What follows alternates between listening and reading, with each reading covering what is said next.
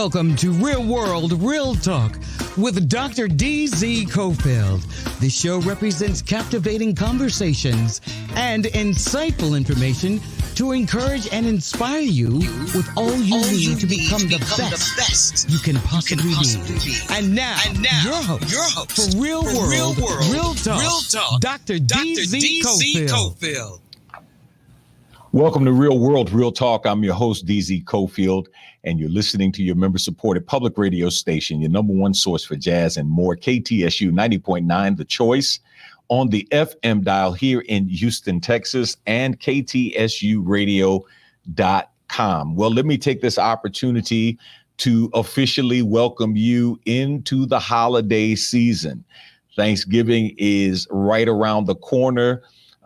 All of the other religious groups who will be celebrating holidays throughout the next month and a half or so, we wish you well in all of those celebrations. But without question, our celebration season is going to be curtailed greatly. It's going to be different because of COVID-19, because of the economic upheaval, because of the division in our country. And today we're going to have a show that we've handled in the past, but I think it's going to be a little different this time. We're going to talk about the winter blues, the holiday blues, and how to manage those blues so that you can get through them in the best possible way. We have a special guest with us on today. You don't want to miss the show. And if you know of somebody who may be struggling, who may be a little anxious, maybe a little stressed about what's happening or not happening this holiday season, make sure you tell them to tune in on 90.9 FM here in the Houston metropolitan area or KTSUradio.com anywhere else in the world. You can also download the KTSU app. Now, if you'd like to follow me during the week, you can follow me on Instagram at DZ Cofield. You can follow me on Facebook at DZ Cofield, and you can follow me on Twitter at, you guessed it, DZ Cofield. Well, needless to say, there is typically a lot of excitement around the holiday season.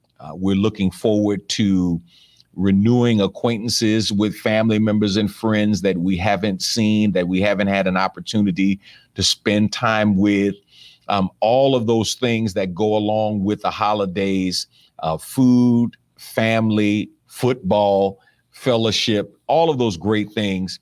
And typically our expectations are greater than the reality. We have this Norman Rockwell kind of picture, a portrait painting of what the holidays are going to look like. But typically we can't stay around our family members much longer than 2.5 days. Some of us, we can't stay around longer than 1 day, right? Once you get through the meal and the football, it's time to say goodbye. Well, this year is really, really different because COVID-19 is with us. And the predictions that COVID would be gone by now have proven to be false prognostication. COVID is not just alive and well in many of our states, including here in the state of Texas, the first state to go over 1 million positive COVID cases.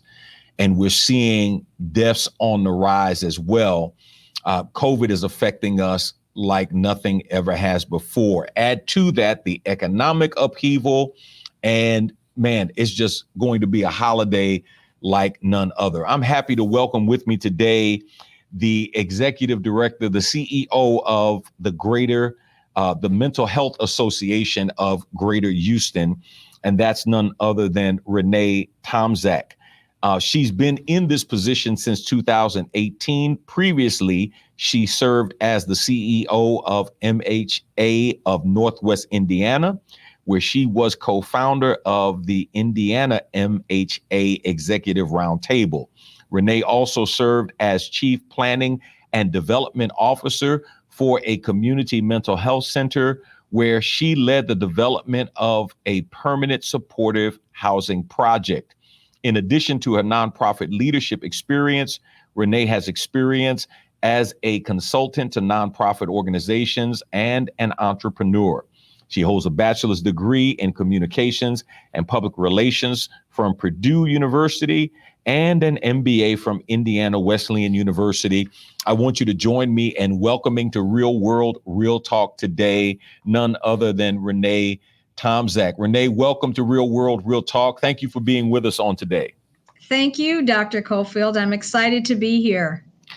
So, needless to say, your job has been busy as the CEO and president of Mental Health America of Greater Houston. What are some of the things that you've been dealing with, and what are some of the things that you've been dealing with as a result of COVID that has raised numbers, exasperated some of the mental health issues that we see people dealing with on a normal basis?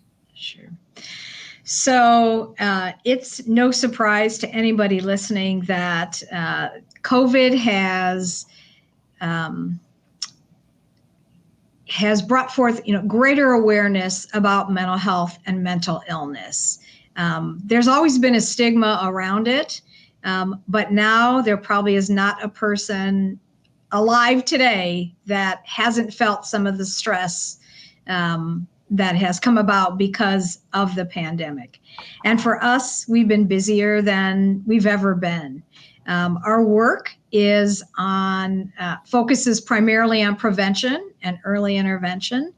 Like many businesses and nonprofit organizations, we had to completely change our model, pivot to a remote environment, which we continue to do today, offering all the services that we have. And the areas that we work are in children's mental health, veteran wellness, integrated healthcare, and then just general mental health literacy.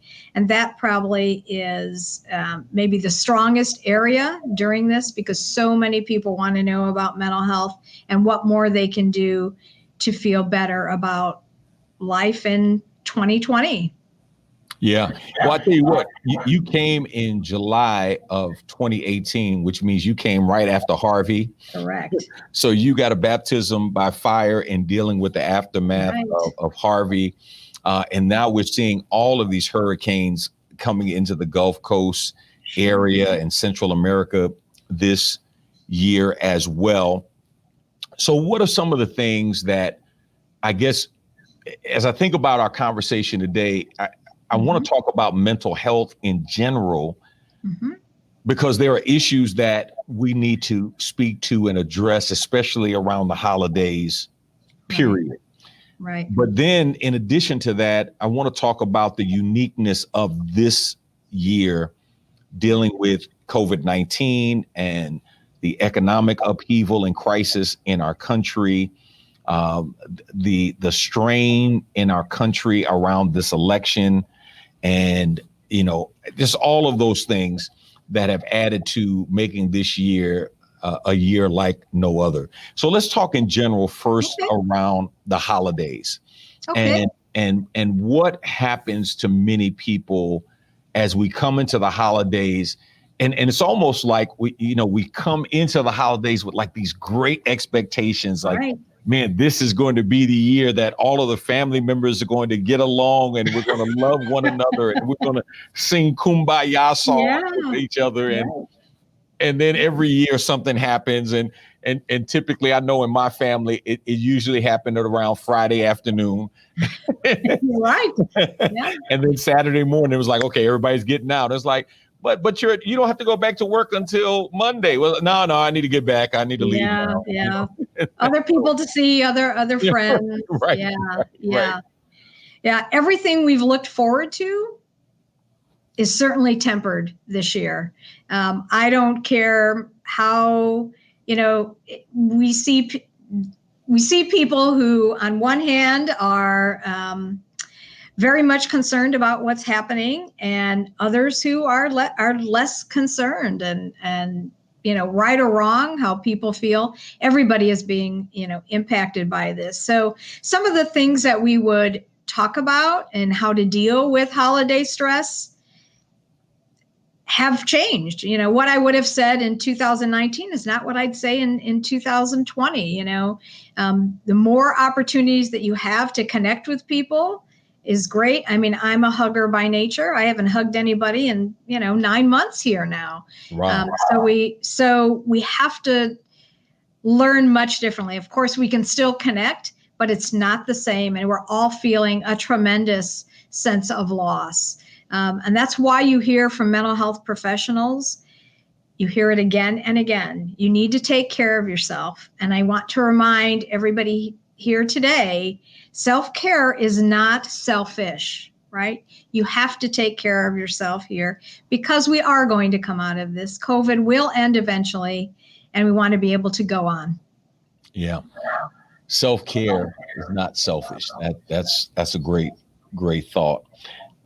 So seasonal affective disorder is hard enough to deal with. I want us to talk just for a moment about grief in the context of COVID. We talked before we got on the air. I was talking to a gentleman, had trouble reaching him, and it wasn't like him. He normally calls me right back or gets back in touch with me within a couple of days, and weeks had gone by. When I finally talked to him, he told me he was at a funeral home. He's planning the funeral of his niece, 25 years old, and how hard it was on his family. And I asked him, how is his family faring in COVID? And he said, we've had 13 people die. And I was dumbfounded. I mean, he just said it, and I could hear the hollowness and the hurt in his voice when he said it. There are going to be some empty chairs around the table during the holiday season. What are you all saying to families who are dealing with that kind of grief, whether it's one or two family members, or in his case, 13, which is almost unimaginable when you talk about loss and the holidays, a time which celebrates family? What are you saying to people in terms of how to handle this season? Right. So, some of the things don't change, right? You still need to set healthy boundaries as we think about the holidays. I mean, look, this has happened to this gentleman right before Thanksgiving here. If you're experiencing, grief, especially new grief, that it's very painful to do the things you wanted to do or normally would do, then you have to learn to say no. And that goes back to that self-care piece that we were talking about. I'm sure for this gentleman and anybody who has had a loss, right? You feel helpless. There's nothing you can do. But there are things you can do in your life that the things that you can control to lessen the heartache that you feel. And you have to realize that it goes on for others, but that it's okay for you to feel that you need some alone time here, and you might do something you hadn't done before. Actually, before COVID, what I would say, I've known people who, instead of the holidays, they've taken a single vacation or gone somewhere that you do less of that. But in this case, you're going to have to find ways to do that from your home. You have to stay connected to people. That is so very important. I have been very mindful and thoughtful when people talk about social distancing. That is such the wrong term. It's physical distancing. You have to find those ways to connect, and we can. I have said many times, technology, can't live with it, can't live without it. Could you imagine what this world would be like if we didn't have this, if you and I could not have this dialogue today and share some thoughts and hope and real practical tips with people to help them continue on? Yeah, I don't know how they made it through the Spanish flu, to be perfectly honest with you. I will tell you a funny story. So we did a drive-by celebration of one of our members who was celebrating her 102nd birthday. And so as we drove by, because, they wanted to, of course, practice physical distancing, I've had surgery, so all I could do was slide in the back seat and wave at her. I couldn't get out. And my wife took her some flowers and a card from us. And they said, okay, don't get too close to her, just hand her the flowers. And she is sharp as a tack. And she said, baby, come on over here and give me a kiss. And my wife was like, well, no, we got a physical. She said, look, I done survived one pandemic. I'm making it through the second one. I'm fine. Come on and give me some sugar, right? Yeah. And so we laughed about that because of her perspective. What do you say to somebody who is grieving during the holidays? So that's a really great question, because that's difficult for all of us, right? You feel inadequate. You don't know what to say, and you really want to help. So I have a few ideas for you, right? Something very simple. If you reach out and tell somebody, I'm thinking of you, that lets them know that you really care. One of the things that people often say is talk about peace, right? I hope you find peace. They're not going to find peace immediately, right? So think about changing that a little bit and saying, may peace present itself more and more every day. Because it is, there is no finite period here that's going to define how long people are going to grieve. Let them do that in their own time, and wish them peace as they continue on that journey. If reaching out, of course, as we said, technology is great. I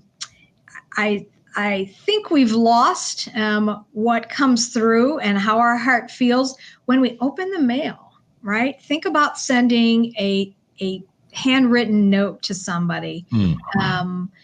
Just, again, very simple thoughts. Share a memory of somebody that they have lost. If you knew that person personally, that will bring great joy to them. Thinking about gift giving, right? Normally, I can tell you, for me, I love to take gifts to people's homes or home-baked goods. I can't do that this year, right? So if somebody has experienced a severe loss or a loss of life here, think about making a donation. What did that person love? Maybe they were a big environmentalist, or, a pet charity, right? They love their pet, right? Make a donation in that person's name. But probably the most important thing to remember is you're there to listen. It's okay that you don't know what to say. Letting them know that you can spend time with them and just hear what they have to say does somebody a world of good in that.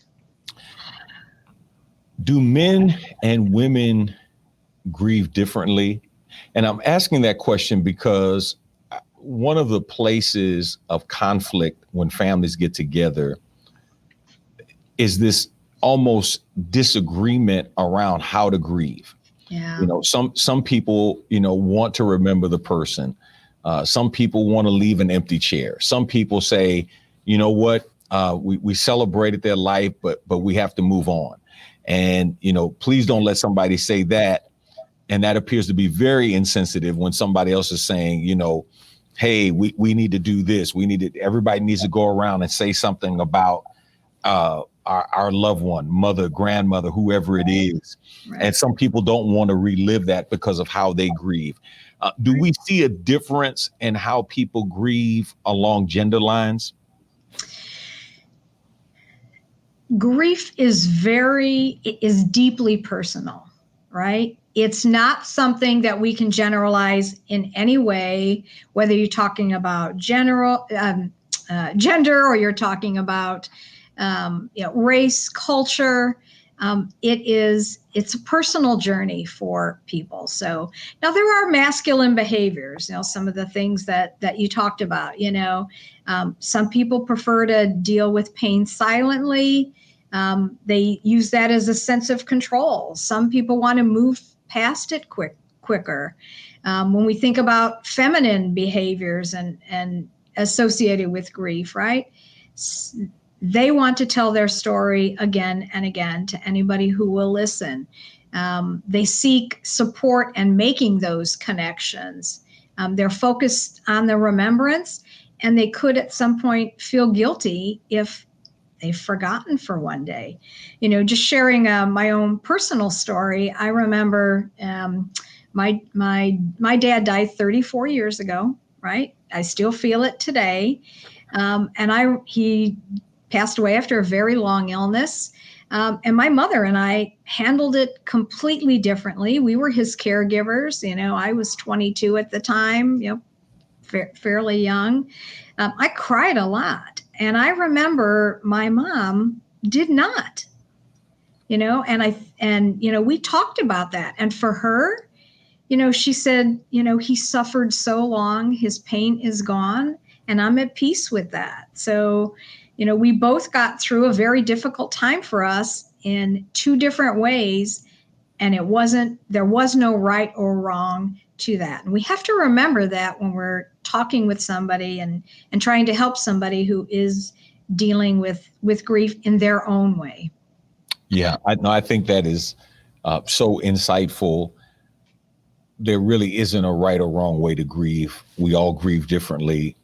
There have been times I know in my line of work when I've walked in to talk to families who have just experienced loss, and you see those extremes and you hear the anger and frustration because they don't realize this person, for example, in their own nervousness and their anxiety, they're laughing and joking, but they're grieving, and the other person is sobbing inconsolably. Right. They're grieving.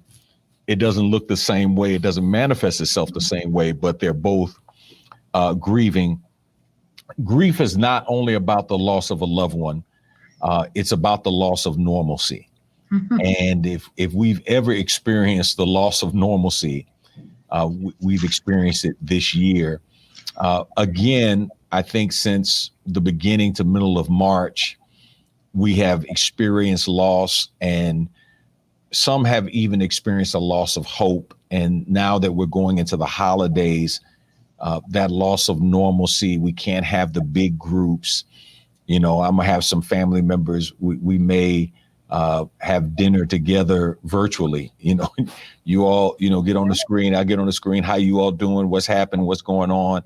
And that's going to be the extent of it. What are you saying to those family members and people in general? I think we're just experiencing the loss of normalcy, period, whether it's hanging out with friends, going to the office, going to the gym, Right. just a normal routine having been disrupted, having to have to wear a mask and physical distance and all of those things. What are you saying to people about that loss of normalcy? Because I guess for me, one of the first things I always try to encourage people to recognize is that everybody's going through it, that this is not abnormal, that it is our next normal, that we're all experiencing that. Right. So I'm going to sound like a broken record because there are still ways for us to connect. Making those connections are so very important. During this time for me, I've connected with so many people that I had not spoken to for years. That includes family, because you kind of put that off, right? Somebody doesn't live close by, or, you have different lives, busy lives. I reached out to a cousin of mine that I haven't talked to for 3 years, right? We were able to connect, and it did my heart so very good in that. So, you always want to try to focus on, what can we do? What can we control? That was something that I could control. We need to think about,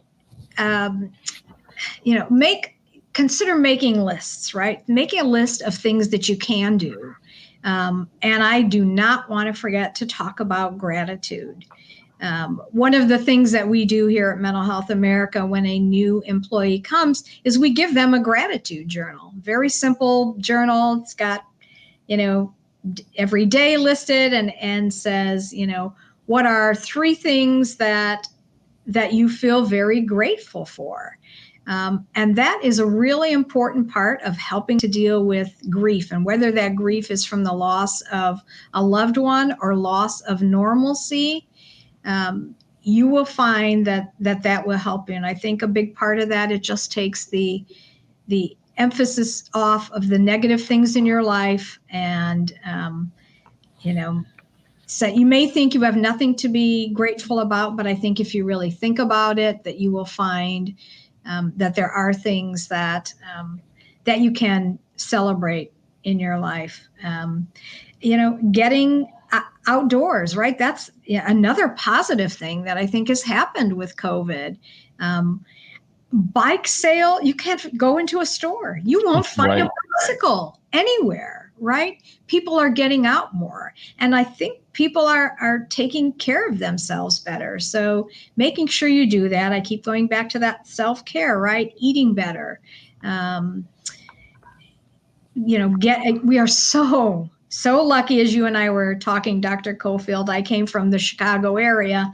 How lucky we are to be in Houston here and being able to get out more and enjoy things that are here. That other places, it's a little harder to do that. Yeah, I think it's important for everyone to know not everyone with seasonal affective disorder has the same symptoms.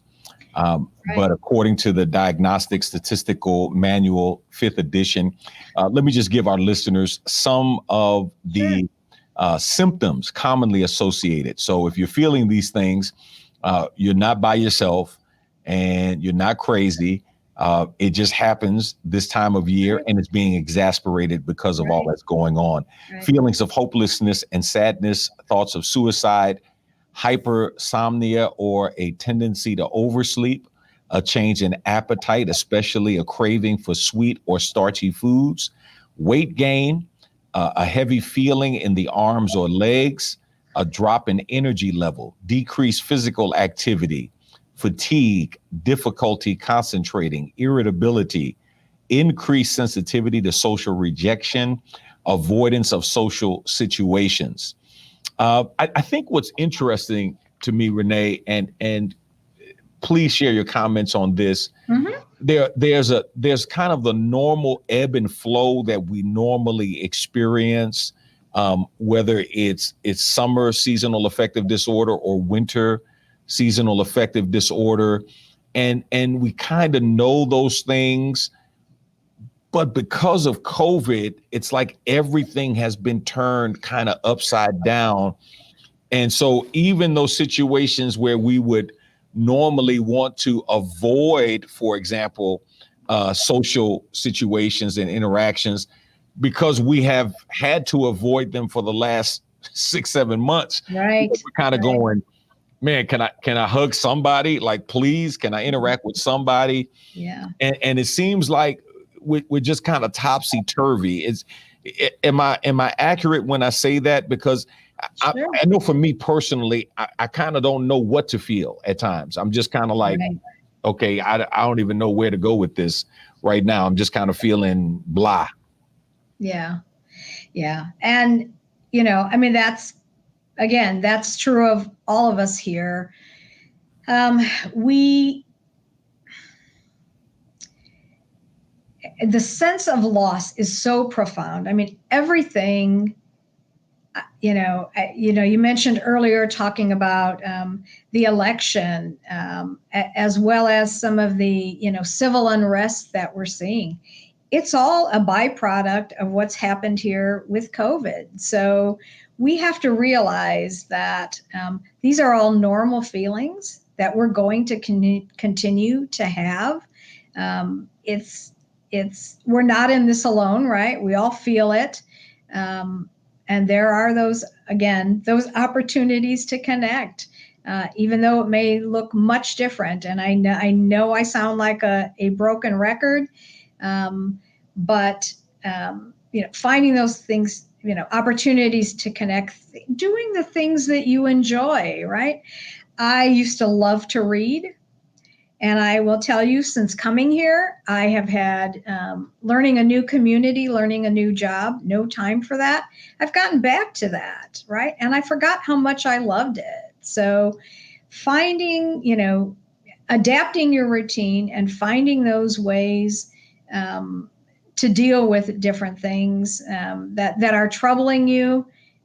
You have to be willing to change. Everybody who knows me knows when I hear that something has changed, I always say the same thing. Change is good. It is good, right? You've got to learn to accept things in your mind, and you find ways to get past it. There are ways for everybody to do that, and there are also people who can help you do that. It's interesting, and you mentioned the seasonal affective disorder, and how that can impact people. And so, as I've said, I came from the Chicago area. I'm in Houston. I'm thinking there is no such thing like that here. Did some research and found, it's actually true even in an area here, because it's really not about temperature, it's about daylight. So I was telling somebody the other day, I get home at 6 o'clock and it feels like 9 o'clock, and I don't know what to do for the next 3 hours. So, I've taken up sewing. That's something else that I've, started to do. I hadn't done it for a very long time. So finding new opportunities what better time than now to find something new, to learn something new. Yeah. If you're just tuning in, you're listening to Real World, Real Talk. I'm your host, Dr. DZ Cofield, and you're listening to your member-supported public radio station, The Choice 90.9 KTSU and KTSUradio.com. Today, we're talking about the winter blues, how to manage holiday grief, especially in this season of COVID-19. Renae, you stated earlier that self-care is not selfish. I want to read a list of some suggestions for self-care, and if you would comment on each of these, and let's give our listening audience some tips, some things that they can do.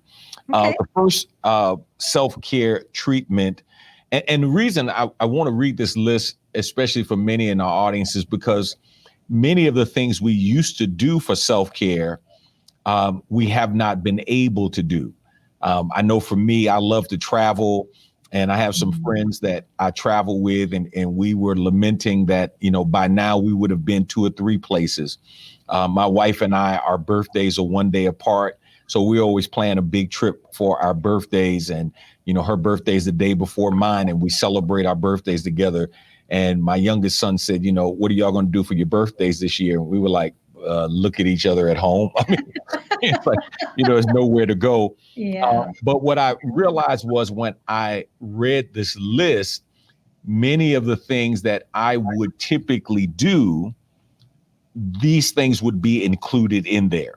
Mm-hmm. So now it's incumbent upon us to be creative in how we do some of those things. And some of these things we've already stated, but for somebody who may have a paper and pencil, write down some of these things. So first thing they say is monitor your mood and your energy level. Monitor your mood and your energy level. Give our listening audience, Renae, some ideas on how to do that. Sure. You talked about that pencil and paper, right? And I talked about the gratitude journals that you can buy. I would do it with a fun little symbol, right? If you're feeling happy, right, make a sunshine, right? If you're feeling sad, make a sad face. Monitor that every day. If you're feeling angry, whatever it might be, that would be really helpful to you, not only as you look at that, let's say every week or so, but it also will help you determine, do you need some additional help in there? And one of the things that Mental Health Americas all over the country believe in, the kind of an underlying philosophy, is the idea of before stage 4, right? So when you're starting to feel symptoms that just don't feel right to you, then reach out for help, whether that's talking to a professional or talking to a friend or calling your doctor televisits are something that we've learned to do now. You can find helpful resources for that. Yeah. Second on the list, take advantage of available sunlight. I've learned personally that I don't have to go on vacation to go sit in the sun. So, yes. And especially to your point here in Houston, we're in a beautiful stretch of weather now. And I've literally just said to my wife, I need some vitamin D today. Let me just get a chair and I'm just going to sit outside and enjoy some sun.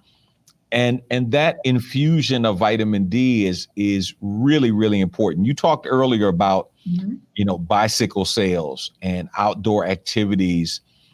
You can't find a lot of equipment on the shelves. You can't find bicycles in a lot of stores because people are taking advantage of that.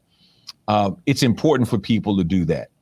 Yes, absolutely. Whether I'm guessing grocery stores might have this there, but I know most stores do. Put more light in your house. You can actually buy lamps that simulate sunshine, but simply turn on the lights in your house. And I will tell you, I'm very much like, my mother trained me well, right? Turn off the lights if you're not in a room. Why do you need all the lights on? It may be more generational that you hear that. And so I say that all the time. Not anymore, right? Let there be light, right? We all know that. That's really helpful. If we can't get it, looks a little bit cloudy out there right now where I'm at, but turn those lights on. And you talked about vitamin D, right? Comes from the sun. You can buy vitamin D supplements. I always advise talking to your doctor before taking anything, even if it's a supplement like that. But it's amazing what it will do for you. Yeah.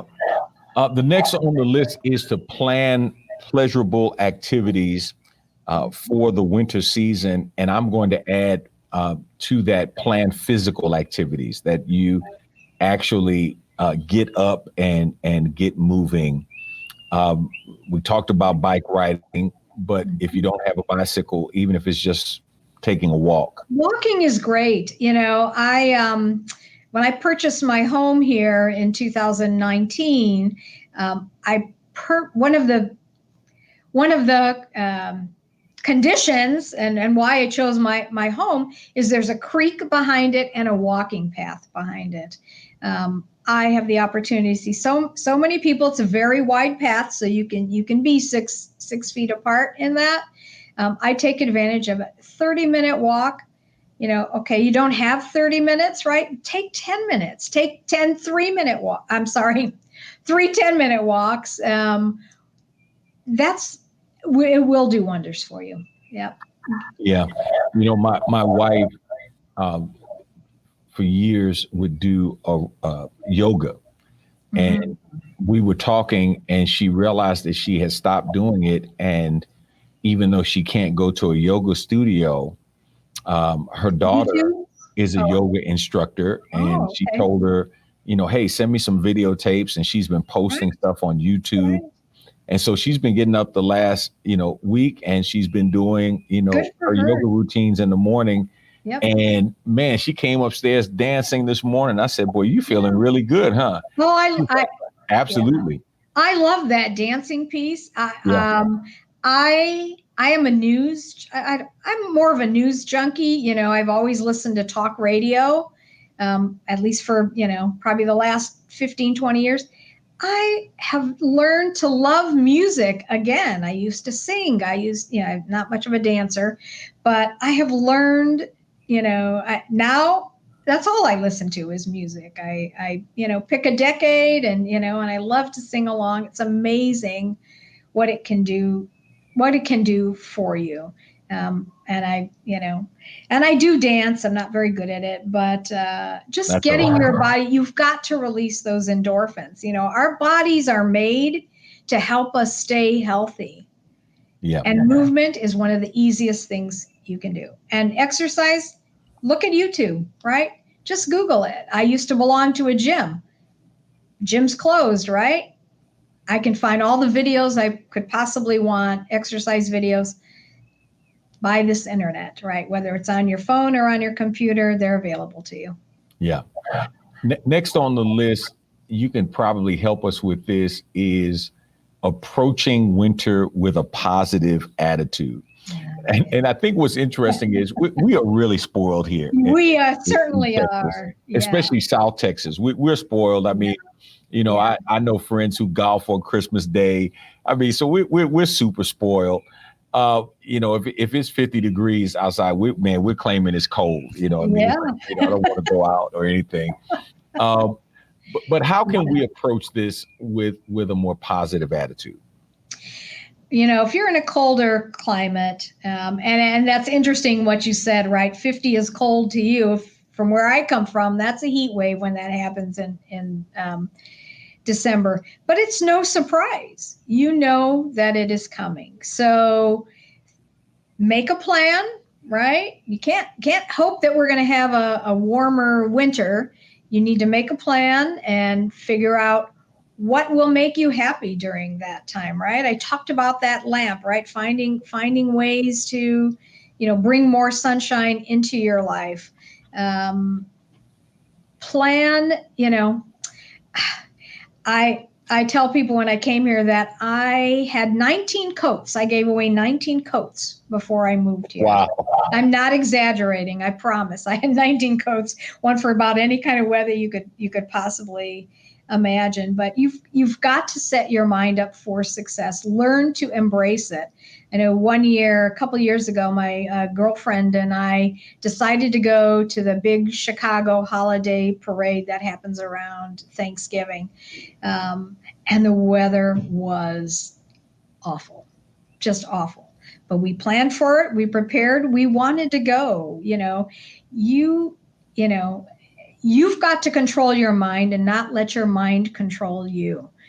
Think about these things in advance, and you can deal with anything. Yeah. As we get ready to close, what are some things that you want Houstonians to know, and those who are listening around the world, regarding handling the holiday blues? What's some permission that you want to give our listening audience regarding how to make it through the holidays in the best mindset possible? Yeah. You know, we spent a lot of time talking about grief, and some of the things I would say about grief really apply to dealing with the holidays this year. You know, expect that you're going to feel more vulnerable this year. You know, expect mood swings. Those are going to happen. Your sleeping habits, your eating habits, all of those things. But, you know, set yourself some healthy boundaries. You know, think about what you can control. Know that it's okay to feel your emotions. Be patient with yourself. Find gratitude. One more thing I want to talk about that wasn't on your list that you started. Don't underestimate the power of smells. So if you come into my office here, we have a little aromatherapy station set up, right, with different oils, and there's things you can do for energy or relaxation. You don't even have to go buy those, right? One of my favorite smells is cinnamon. And I bet most people have that in their cabinet, right? You know, or vanilla, right? Those are things that also can help you increase your mood and feel better. And I would welcome anybody who just can't seem to get through the holidays or through whatever they might be feeling. Visit our website at mhahouston.org. We have resources there for you. There are so many options. And if you don't want to talk to somebody, you can text somebody and you can find the help that you need. The power of smell. Yeah. Man, you know what, Renae, I've never thought about that, but Yeah. I don't know if anything can transport you to a place or to a time like music and a smell. Yeah. A Right. song can take you back and you can remember a person, a place, or a thing, Sure. and a smell can do the same thing. Absolutely. I walked in a room and somebody was smoking a pipe, and I thought about my grandfather, and I thought That's about my dad. And we have that in common. My grandfather smoked a pipe. He used some kind of cherry tobacco. I still say to this day that's why cherry's my favorite fruit, because I loved him dearly. And yeah, I share that yeah. reminder, that memory of the smell of a pipe. So Well, Renae Tomczak, CEO of Mental Health America of Greater Houston, thank you for being with us today on Real World, Real Talk. I really appreciate it. You've given us some great insight, and I hope our listening audience will take your information and really apply it to their lives. We know Thanksgiving, we know Christmas. It's not going to be the same for a variety of reasons, but it might just be the opportunity to start some new traditions. And absolutely. so we thank you for being with us on today. Thank you so much, Dr. Cofield, and happy holidays. Same to you. Same to you. Happy holidays to everybody. So the late Vernon John says, when you see a good fight, get in it. And I always add, if you don't see a good fight, start one. And the fight for your mental wellness is a fight that you want to make sure you are engaged in. And this year is different. And I want really to just affirm everybody to know that it's different. And it may get messy sometimes. You may start crying uncontrollably, and you may be looking around saying, man, why am I crying? I found myself, I'll confess to you, man, I'm crying at some commercials, and I'm like, man, what in the world is wrong with you? Why are you crying at this commercial? Right. Or I'll watch a show that I've seen before, and I start feeling some kind of way. All of those things are going to be normal. You're going to have some mood swings. You're going to feel some ways. But here's what I want to encourage you to do. Just keep pressing and just keep fighting. And those things that you can control, take those things on. Get that sunlight. Start taking some vitamin D. Start walking. Start exercising. Start moving. Start changing your perspective on things. Get out and get a bicycle, or get that old bicycle out and get it serviced, and pump the air in the tires and start riding. If it's nothing but riding around the block one time, start doing the things you need to do. I think for many of us, not just during the holidays, I think beginning in March, we really started this journey with COVID-19 thinking, well, it's going to last a couple of weeks and then we'll be back. Well, it's going to last a couple of months and then we'll be back. And now it's looking like it's going to last a year before we get back. But now that we've been in this for a while, it's time for you to start thinking through what your new norm is going to be. I want to thank Renae Tomczak for being with us on today, and I hope you've been blessed. Listen, have a great Thanksgiving holiday. Even if you can't be around family and friends as you have been in the past, maybe you have to go out by yourself. Maybe you have to pick up dinner. It doesn't matter. You have so much to be thankful for. Now, I know for many of us, the spirit of gluttony is going to be in the house. And as a friend of mine would say, he would say to me, he said, I told him, I said, man, make sure you control that spirit of gluttony. Don't overeat. And he would say to me, the spirit is willing, but the flesh will eat. So make sure you don't do too much damage. If you do have an opportunity to be around family and friends, enjoy them. If not, use the technology, stream them, Zoom them, and make sure you say you love them to the people that you care about the most. This is Dr. DZ Cofield for Real World, Real Talk, signing off. You've been listening to The Choice. 90.9 KTSU, your community station, and KTSUradio.com. Get ready for Truth with V. Michael McKay, David Goldstein, and Asia on 90.9 FM. All right. Take care. God bless. Bye-bye. Thanks for listening to this episode of Real World, Real Talk. Be sure to subscribe to this podcast to be notified of new episodes every week.